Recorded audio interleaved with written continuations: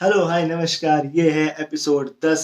यहाँ मिलता है न्यूज़ और सटार बस। तो चलिए शो की शुरुआत करते हैं और सबसे पहले आज आपको लेके चलते हैं बिहार, क्योंकि बिहार के नेता प्रतिपक्ष यानी कि leader of opposition Tejashwi Yadav ने सोचा कि मैं कुछ नेक काम करता हूँ और 50 बेड के साथ सारी कोविड सुविधाओं को उन्होंने तैयार कर लिया, फोटो और वीडियो भी तैयार कर ली और इसे बिहार सरकार को भेज भी दिया और विनम्र निवेदन किया कि मुझे मेरे सरकारी आवास पर कोविड केयर सेंटर खोलने की इजाजत दी जाए। अब भाई सरकार तो सरकार है। उन्होंने कहा भैया चुप पे बैठो, ज्यादा उछलो मत।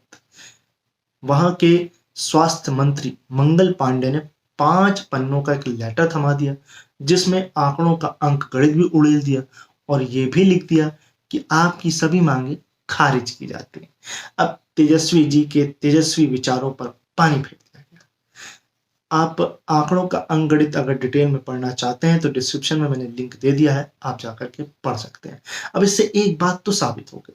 देखिए, अगर वो ये मंजूरी दे देते तो देश के सभी राज्य के ऑपोजिशन और देश की जनता सवालों का बवंडर पैदा कर देती कि भैया जब ये भाई साहब कर सकते हैं तो नीतीश कुमार भी कर सकते हैं और सरकार के बाकी मंत्री भी कर सकते हैं। तो उन्होंने कहा भाई इतना सर पे बवाल कौन ले, मतलब ना हम करेंगे ना करने देंगे वाली स्कीम को चस्पा कर दिया गया। नेक्स्ट खबर, अब मैं आपको मिलवाने जा रहा हूं दुनिया के सबसे आलसी इंसान से।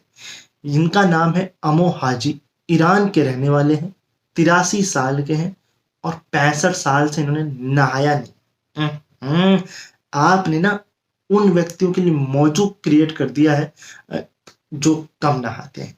अब कुछ लोग बोलेंगे देखिए हम तो साल में से 2 या 3 महीने नहीं नहाते हैं, ये तो 65 साल से नहीं नहाए। और बड़े वाले ये कहेंगे कि हम तो भैया साल में फिर भी 65 दिन नहा लेते हैं, ये तो 65 साल से नहीं नहाए। इनकी लाइफ की और अतरंगी बातें बताते हैं। इनका खुद का रहने का ठिकाना नहीं है, ये रेगिस्तान में गड्ढों में रहते हैं। सिगरेट पीने के शौकीन है, जब खत्म हो जाती है तो गांव वाले उनको ला के दे देते हैं। इसके अलावा ये लोग जो है सिगरेट तंबाकू से पीते हैं, ये जानवरों के सड़े गोबर से पीते हैं। मतलब क्या ही आदमी है ये। इसके अलावा इनको घर का पका खाना पसंद नहीं है। पहली बात तुम्हारे पास घर है ही नहीं, और दूसरा इनको मांस खाना बड़ा पसंद है। ये कहते हैं कि मुझे पानी से बड़ा डर लगता है और अगर मैंने नहाया तो मैं बीमार पड़ जाऊंगा।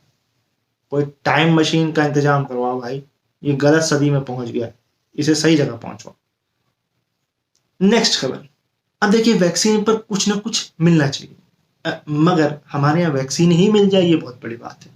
अब अमेरिका और इंग्लैंड में वैक्सीन पर कुछ ना कुछ मिल रहा है। अगर केवल अमेरिका की ही बात करें तो कहीं एक गिलास बियर मिल रहा है तो कहीं लॉटरी का टिकट मिल रहा है और अब तो एक नई स्कीम आने वाली है। पर उससे पहले आंकड़ों पर नजर डाल लेते हैं। अमेरिका में 38.9% लोगों को वैक्सीन लग चुकी है। ब्रिटेन में 37.2% लोगों को लग चुकी है। बट कैच ये है कि इन सब की उम्र 50 साल से ज्यादा है। तो अब ये दोनों कंट्री अपने युवाओं को वैक्सीन लगवाना चाहती हैं। बाइडेन ने तो यहां तक कह दिया है कि हम अपने 70% युवाओं को जुलाई तक फुल वैक्सीनेट करना चाहते हैं। इसके लिए इन्होंने एक जुगाड़ खोजा है और वो जुगाड़ है डेटिंग एप्स। आंकड़ों पर अगर इस पे नजर डालें तो अमेरिका की 5 करोड़ युवा और इंग्लैंड के 1.80 करोड़ युवा जो है वो डेटिंग ऐप पर है, जिसमें से 60% सिंगल है, यानी कि 40% चांसेस है कि उनको उनका पार्टनर मिल जाएगा। तो अब जो सरकार के मंत्री हैं वो डेटिंग ऐप का इस्तेमाल करने वाले हैं। देखो, एक तो वो ऐड देंगे, दूसरा वो पर्क्स दे रहे हैं। अब पर्क्स में दे रहे हैं कि आपकी प्रोफाइल को वेरीफाइड कर दिया जाएगा, मतलब आपको ब्लू टिक मिल जाएगा। इसके अलावा आपको सुपर लाइक भर भर के मिलेंगे और 1 साल का मुफ्त सब्सक्रिप्शन भी मिलेगा। यानी 1 साल में आपकी या तो जेब ढीली हो जाएगी या आपकी खुशियां आपसे हमेशा के लिए छीन जाएंगी। खैर जोक्स अपार्ट, अब देखिए इंडिया में 10 लाख से ज्यादा की लॉटरी तो लगने से रही। इसके अलावा अगर आप देखें तो हमारे देश में वारदातें वैसे ही होती हैं। अब अगर डेटिंग ऐप फ्री कर दी 1 साल के लिए तो फिर तो त्राही त्राही मच जाएगी। और अमेजोन और नेटफ्लिक्स तो वैसे ही लोग टेलीग्राम पर देख लेते हैं, तो जरूरत ही नहीं है। अब मुझे लगता है डिस्क का 1 साल का सब्सक्रिप्शन दे देना चाहिए। खैर उस पर भी बवाल हो ही सकता है, आप क्या चाहते हो, आप ये कमेंट बॉक्स पर बता सकते हो। देखिए, सरकार तक बात तो नहीं पहुंचेगी, मगर हाँ, थोड़ा फन हो जाएगा। नेक्स्ट खबर, शौक बड़ी चीज है ना। ना, मैं किसी पान मसाले का प्रमोशन नहीं कर रहा हूं, बल्कि मैं आपको बताते रहा हूं कि लोगों के अलग अलग शौक होते हैं। अब जैक भैया नहीं, टाइटैनिक वाले जैक भैया नहीं, बल्कि इंग्लैंड के नॉटिंघम में एक जैक नाम के व्यक्ति हैं, इनको मछलियों से बड़ा प्यार है। तो उन्होंने अपने घर को ही एक्वेरियम में बदल डाला। मतलब इनका घर जो है अब वो एक्वेरियम है। इसके लिए इन्होंने 20,000 यूरो यानी कि 17 लाख रुपए खर्च किए हैं, और इनके पास 400 मछलियां हैं। ये कहते हैं कि ना मुझे टीवी देखने का शौक है और ना ही ओटीटी। भैया, गोदी मीडिया से तो हम परेशान हैं, आपको काहे की दिक्कत? समर्थन कर रहे हैं क्या हमारा आप? खैर, बड़ी अच्छी बात है कि आप मछलियों से प्यार करते हैं, बट हमारे देश में ना क्रिकेट बहुत होता है। हाँ, बस आप बाकी आप समझदार हैं। नेक्स्ट खबर, अब हमारा देश का साइज तो बड़ा है, पर हमारे देश के लोगों की जेब का साइज छोटा हो गया है। मैं बात कर रहा हूं प्रति व्यक्ति आय की। इस वक्त बांग्लादेश की प्रति व्यक्ति आय भारत से ज्यादा है। मतलब अंडर 19 वर्ल्ड कप हार कर जो बेइज्जती हुई थी, वो क्या कम थी जो अब ये हो गई? इस वक्त बांग्लादेश की प्रति व्यक्ति आय $2,227 यानी कि 1.62 लाख है। ये 2020-21 वित्तीय वर्ष का आंकड़ा है। पिछले साल की बात करें तो ये $2,064 यानी कि 1.46 लाख था। वहीं भारत की प्रति व्यक्ति आय आजादी है, मतलब $1,947 यानी 1.41 लाख। आईएमएफ ने ये ऑलरेडी बोल दिया था कि बांग्लादेश 2020 में भारत की प्रति व्यक्ति आय को क्रॉस कर जाएगा। भविष्यवाणी सच हो गई। अब वैसे भी हमारे नेताओं को अपनी जेब में ज्यादा चिंता है, तो जनता की जेब की खाक चिंता होगी। और आजकल तो सरकार ओटीटी और सोशल मीडिया पर डंडा कर रही है, तो हमारी जेब तो ठंडी होगी। नेक्स्ट खबर, इस खबर के लिए मैं आपको एक सिचुएशन देता हूं। आप अपने घर के ड्राइंग रूम में सोफे पर चिल एसी में बिल्कुल tense India versus Pakistan match देख रहे हैं, तभी आपको नेचर की कॉल आ जाए। अब जब तक ऐड नहीं आएगा आप उठेंगे नहीं, और ऐड खत्म होने से पहले आप वापस आ जाएंगे। मगर जापान में अब कहाँ इंडिया पाकिस्तान? यहाँ पर 36 साल के एक ड्राइवर ने 60 लोगों को 150 किलोमीटर प्रति घंटे की रफ्तार से चल रही बुलेट ट्रेन को नौसिखिए कंडक्टर के सहारे छोड़कर ये वॉशरूम पहुंच गए और 3 मिनट वहां पर रहे। अब खबर तो तब पता लगी जब ट्रेन 1 मिनट लेट हो गई।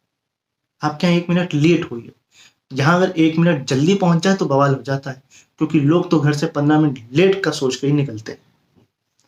नेक्स्ट खबर, अब अगर मैं इस खबर को 2 शब्दों में समराइज करूं तो वो होगी दोहरी नीति। अब जहां एक तरफ रामदेव जी जो हैं वो शब्दों के तीर छोड़ रहे हैं, कुछ भी अनाप शनाप बके जा रहे हैं। अब जहां पर सरकार को चाहिए इनको डांटना, हड़काना, कार्रवाई करना, वहां वो इनको सहला रहे हैं।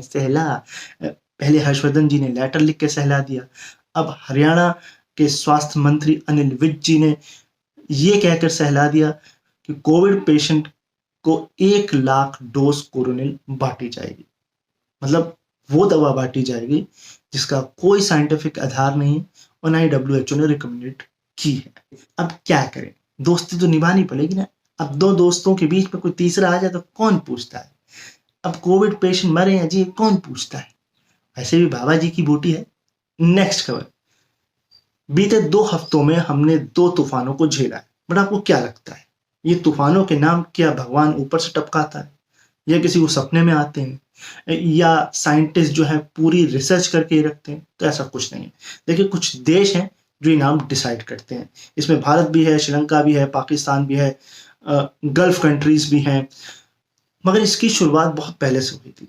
1953 तक तो नाम रखे ही नहीं जाते थे, उसके बाद रखने का चलन शुरू हुआ। अमेरिका जो है वो लड़कियों या महिलाओं पर ही नाम रखता था। ऑस्ट्रेलिया जो है वो अपने भ्रष्ट नेताओं पर नाम रखता था। 1973 में ये रूल चेंज किया गया। फिर ऑस्ट्रेलिया को एक लड़का और एक लड़की पर नाम रखने को कहा गया, तो अब उन्होंने क्या किया कि भ्रष्ट नेताओं की बीवी और गर्लफ्रेंड्स पर नाम रखना शुरू कर दिया। मगर इस वक्त एक संस्था है जो नाम रखती है, जिसमें बहुत सारी कंट्रीज जुड़ी हुई हैं। 2018 में आगे आने वाले 50 साल के 169 नामों को ऑलरेडी रख दिया गया है। यानी कि सजेशन स्कोप आपके लिए बिल्कुल नहीं है, आप नाम सजेस्ट नहीं कर सकते। हाँ, आपको पूरा आर्टिकल पढ़ना है तो मैंने डिस्क्रिप्शन में लिंक दे दिया है, आप पढ़ सकते हैं। इंडिया ने भी इसमें नाम दिए हैं, पर मैं आपको कुछ फन फैक्ट्स बता देता हूँ। महासेन नाम के एक राजा थे श्रीलंका में, जो कोई दयालु थे, काफी उदार थे। तो उन पर श्रीलंका ने जब तूफान का नाम रखा तो लोगों ने विरोध कर दिया, तो नाम वापस लेना पड़ा। इसके अलावा पाकिस्तान ने एक तूफान का नाम गुलाब रखा। नहीं मतलब हम क्या तूफान को गले लगाए, मतलब इस बात के पीछे क्या लॉजिक था, आपने नाम क्यों दिया? खैर, आप आर्टिकल पढ़ लीजिए, आपको सब कुछ पता लग जाएगा। नेक्स्ट खबर, ये है ईमानदारी खबर। अमेरिका में एक ली रोज नाम की महिला है जिनको लॉटरी खरीदने का बड़ा शौक है। ये लकी स्टॉप नाम की एक दुकान पर गई, जिसे भारतीय मूल का शाह परिवार चलाता है। नहीं, ये वाला नहीं, सॉरी। तो इन्होंने एक कूपन खरीदा, उसको स्क्रैच किया। ये थोड़ा जल्दी में थी, इन्होंने नंबर देखा, इन्होंने कहा मेरा ये टिकट शायद नहीं लगेगा। तो इन्होंने दुकान वाले को बोला कि इसको कूड़ेदान में फेंक दीजिए, मुझे नहीं लगता ये मेरा लगेगा। बट दुकान वालों ने कहा कि आप इसे ले जाइए, बट वो छोड़ के चले गए। इसके बाद दुकान के मालिक के बेटे ने देखा कि 10 दिन से एक टिकट जो है वो बेकार टिकटों के बीच में पड़ा हुआ है। तो उसने उसको निकाला और उसको जब फुल स्क्रैच किया, क्योंकि वो पूरी तरीके से स्क्रैच नहीं किया हुआ था, तो पता लगा कि यह टिकट $10 लाख के इनाम राशि वाला है, यानी कि 7.2 करोड़ का। ये बात उसने अपने दुकान के मालिक यानी कि अपने पिताजी को बताई। उन्होंने कहा कि हम टिकट वापस कर देंगे।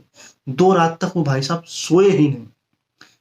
इसके बाद भारत में उन्होंने अपनी माँ को फोन मिलाया, उन्होंने भी ये बोला कि ये टिकट आपको उन्हें वापस कर देना चाहिए, हमें इस तरह से पैसे कमाने का लालच नहीं है। ली रोज बताती हैं कि उनको दुकान से फोन आया, उन्होंने बोला कि आप दुकान आइए। तो मैंने कहा कि मैं बिजी हूँ। उन्होंने कहा नहीं, हम नहीं जानते, आपको दुकान आना पड़ेगा, और ये टिकट उनको वापस कर दिया गया। अब अगर हमारी देश की सरकार भी इतनी ईमानदार हो जाए तो फिर क्या ही कहेंगे। नेक्स्ट खबर, और ये खबर है रिकॉर्ड खबर। अब आपने रिकॉर्ड बहुत सारे सुने होंगे, बट आपने ये भी सुना होगा कि 2 जुड़वा बच्चे होते हैं। अब 2 जुड़वा बच्चों के बीच में कुछ घंटों का अंतर होता है, पर कभी आपने सुना है कि 2 जुड़वा बच्चों या जुड़वा बच्चों के बीच में दिनों का अंतर हो? अमेरिका की 33 साल की एक महिला है जिन्होंने 3 बच्चों को जन्म दिया है, जिसमें से एक बच्चे को उन्होंने 28 दिसंबर 2019 को जन्म दिया। इसके 5 दिन बाद इन्होंने 2020 में 2 और बच्चों को जन्म दिया। इनका ये रिकॉर्ड जो है विश्व रिकॉर्ड बन गया है, क्योंकि इससे पहले ये रिकॉर्ड 2 दिन के गैप का था। इनका जो एक बच्चा था, इसके होने के सिर्फ 9% चांसेस थे, क्योंकि ये 22 हफ्तों में ही हो गया था।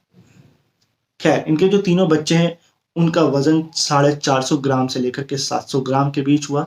इनको 4 महीने आईसीयू में रखा गया। अब ये स्वस्थ है। मतलब ये तो कमाल का ही रिकॉर्ड था। नेक्स्ट खबर, अब देखिए, हमने ये तो सुन रखा है कि भगवान की आरती होती है, महापुरुषों की भी आरती होती है, मगर क्या आपने सुना है कि शराब की आरती?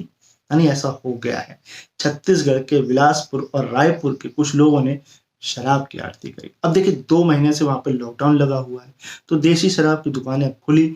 तो एक भाई साहब जो है बिलासपुर के, वो जैसे भगवान के मंदिर जाते हैं ना, वैसे आरती की थाली वाली लेके दुकान पहुंचे, और सोशल डिस्टेंसिंग के लिए वहां बल्लियां लगाई हुई थी, तो उस बल्ली पे पहले अगरबत्ती लगाई, उसके बाद जो है आरती करी।